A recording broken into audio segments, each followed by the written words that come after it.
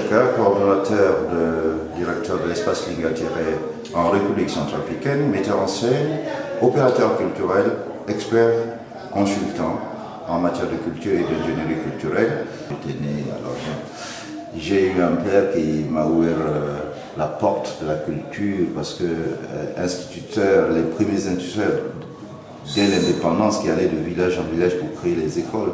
Mais mon père était quelqu'un qui était un scout et qui faisait de telle sorte que dans chaque village, il associait les anciens du village à faire de l'éducation quelque chose où la culture avait sa place. J'avais des veillées de contes, de veillées de danse, de veillées de musique dans chaque village de la République centrafricaine parce que c'était des anciens itinérants, parce qu'ils étaient des précurseurs.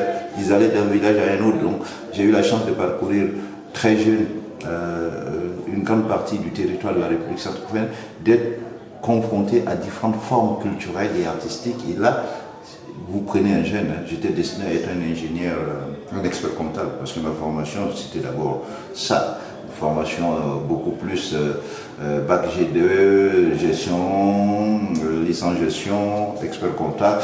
Mon père, vous me voyez déjà expert comptable parce que c'était le métier où on avait beaucoup d'argent. Alors, d'ailleurs, ça reste toujours le métier avec maintenant l'informatique, le métier où les gens pensent qu'on a beaucoup d'argent.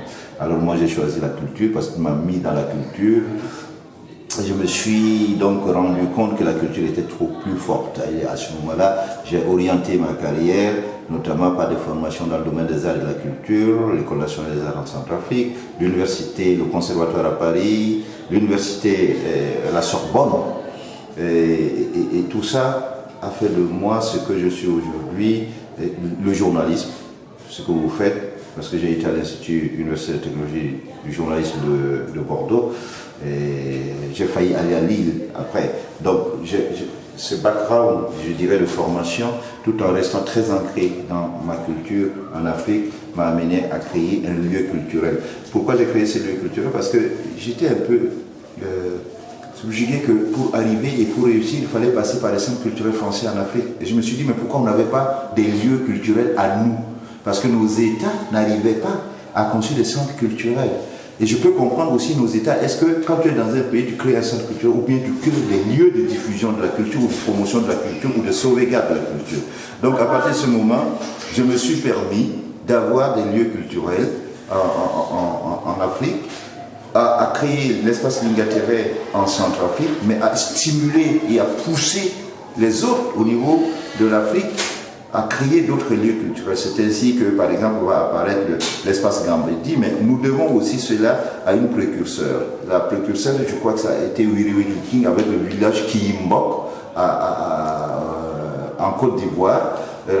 Après, le doyen, paix à son âme, Jean-Pierre Guingané, avec l'espace Gambedi au Burkina Faso. Et bien sûr, un autre doyen en Afrique centrale, c'est l'écurie Malouba à Kinshasa avec Feu Mutombo Boishi. Et d'ailleurs, dans mon centre, il y a un café-théâtre qui s'appelle Mutombo Boishi. Donc voilà, je suis arrivé dans ce monde culturel avec cette dimension éclectique de formation, mais aussi à la fois avec cette dimension panafricaine. Et c'est comme ça que Lingatiré va voir le jour, va être le lieu privilégié contre tous les courants de formation des artistes, des opérateurs culturels en management, en administration, en gestion de projets, en création d'événements en République centrafricaine. Et vous allez vous rendre compte que dans ce petit coin de la République centrafricaine, aux prises avec sa crise, des jeunes venaient du Cameroun, du Bénin, du Tchad, du Rwanda, de la RDC, du Congo-Brazzaville, du Bénin, de la Côte d'Ivoire pour se former en République centrafricaine, et ça donnait aujourd'hui ce que ça représente en termes de créativité. Quand je suis au Cameroun, je rencontre aujourd'hui des hommes qui sont passés par Lingatiré ou qui ont bénéficié de ce qu'on appelle un peu l'école de Lingatiré pour essayer de booster un peu la création et l'innovation au niveau de l'Afrique. Un frère ici qui est Bassek Bakobio, est mieux placé que moi pour parler d'un bilan du cinéma, des luttes et des combats pour le cinéma en Afrique. Mais je peux me permettre, moi modestement, de pouvoir dire que parler du cinéma, il y a des pays qui ont pris de l'envol, notamment le Cameroun à travers des précurseurs comme Bassek, au Tchad qui était tellement en retard, notre frère Haroun Mohamed Saleh est venu impulser quelque chose là-bas. Et vous savez, il y a le RDC et il y a le Gabon qui ont des structures et les moyens qui ont été mis en place pour soutenir le cinéma. Vous avez aussi un certain nombre d'événements en termes de cinéma. La République centrafricaine, malheureusement, mon pays, restait un peu en retrait de ce mouvement-là, et en dehors du long métrage de Didier Ouinangaré sur le silence de la forêt à partir de l'œuvre d'Étienne Goyemede. Mais aujourd'hui, il y a une nouvelle génération qui est en train d'émerger. Il y a 10 jeunes réalisateurs centrafricains qui ont réalisé des films qui ont été présentés récemment à Paris grâce à une conjugaison d'efforts entre l'Alliance française de Bangui et les ateliers Varan à Paris. Il y a l'espace Lingatere qui a mis en place une unité de production audiovisuelle et de formation qui d'ailleurs va accueillir très prochainement à Bangui un atelier de développement sur l'écriture des scénarios, qui va accueillir aussi des jeunes comme Jerry Gold, Gazoulema, jeune centrafricain qui a été formé à Lingatere, qui est maintenant au Cameroun et qui a mis en place une structure Académie Family et avec des jeunes artistes et qui est en train de se lancer dans la web série. Nous allons acquérir en formation en Centrafrique. Donc je pense que ce secteur-là, et ce qui est très intéressant, c'est que tout d'un coup, beaucoup de jeunes se lancent là-dedans à partir d'un exemple. L'exemple, c'est le Nollywood nigérian.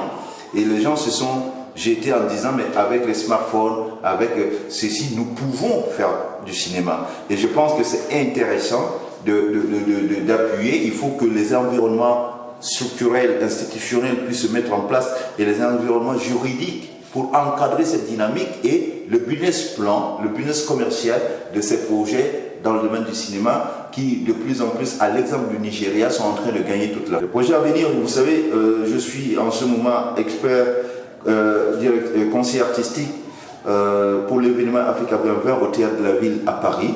Je suis en train de sillonner l'Afrique parce que cet événement est une opportunité, bien que décidée par le président français Emmanuel Macron, mais donne l'opportunité à l'Afrique d'être présente en France de juin à décembre 2020, de présenter ce que l'Afrique a d'excellent aujourd'hui dans le domaine de la création, les arts visuels, le théâtre, la musique, la bande dessinée, la littérature, l'histoire, le journalisme culturel, mais aussi l'économie.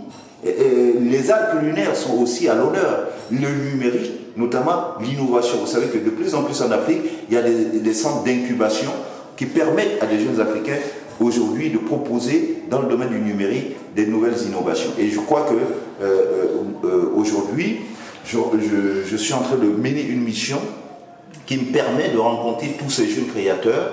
Je suis au Cameroun aujourd'hui parce qu'il y a des possibilités et il y a des propositions qui viennent du Cameroun et j'en suis très fier puisque j'ai aussi autant de ponts et de relations avec le Cameroun à travers les artistes, à travers les journalistes culturels que vous êtes, etc. Donc pour moi, ça, c'est des choses extrêmement importantes. L'Afrique ne doit pas rater ce rendez-vous d'Afrique à 2020. Ensuite, j'ai rencontré des personnalités comme Donny Elwood,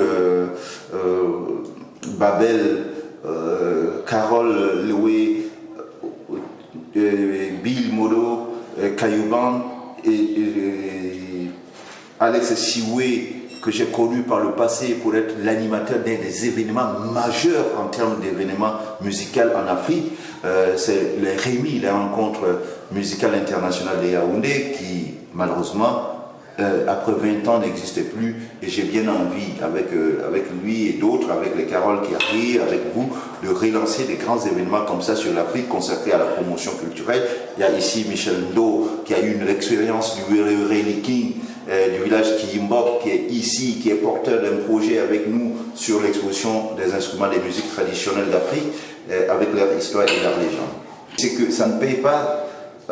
C'est comme tous les métiers. En Afrique, vous avez vu quelqu'un devenir riche s'il ne vole pas dans le système, quel que soit le métier qu'il exerce, le médecin, l'enseignant, le journaliste, etc. Non, je pense que chaque métier peut donner la possibilité à quelqu'un de pouvoir s'en sortir si cette personne-là prend au sérieux et s'entoure de tout ce qui lui permet d'y arriver. La culture, c'est pareil. L'artiste ne peut pas tout faire. Il doit s'entourer d'une équipe. Il a besoin des journalistes comme vous, qui peuvent parler de lui. Il a besoin des managers, qui peuvent construire les projets pour lui. Alors que malheureusement, ces environnements-là n'existent pas encore, sinon sérieusement en Afrique, ou bien on ne veut pas les admettre. Il y a bien des gens qui ont été formés et qui peuvent accompagner les artistes, mais nous avons fonctionné tellement individuellement que nous n'arrivons pas à faire les choses en équipe et en groupe. Or que l'art, par excellence, doit bénéficier d'une équipe de construction, de création et de diffusion. Et ça, pour moi, je conseille à tous les jeunes aujourd'hui de ne pas commettre l'erreur du passé où il n'y avait personne et que les gens étaient obligés de se battre. Aujourd'hui, il y a encore, et heureusement, maintenant, quelques personnes qui se sont formées.